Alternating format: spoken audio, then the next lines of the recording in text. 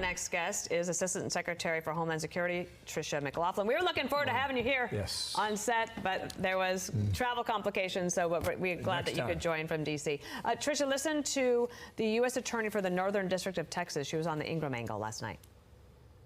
We have seen fascist pigs, ICE pigs, profanity.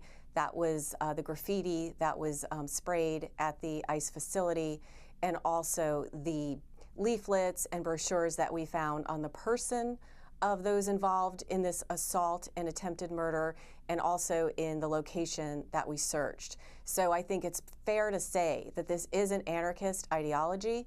It's an anti-government ideology, and it has turned to violence. So what do you know about that, and what can you tell us about the trend? Like, can we expect it to get worse?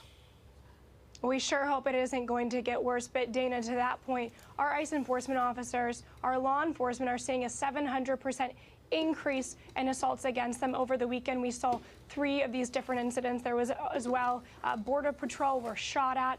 They were ambushed as well, again in Texas. We saw this again in Portland. This is something our Homeland Security investigators and the FBI and other interagency partners are really digging into. But there's something broader going on, and it's that politicians and the media alike are trying to normalize violence and attack against our law enforcement.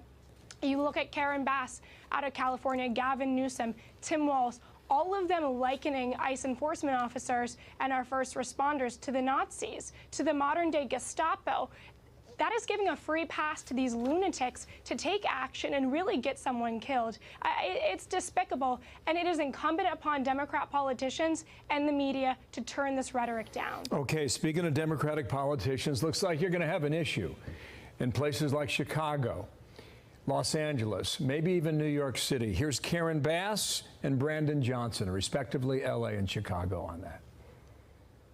We are a city of immigrants, and we will stand with Angelenos regardless of what country they came from, when they got here, or why they're here. And so with that, I am proud to stand in unity as we file this lawsuit. Our local police department will not ever cooperate with ICE.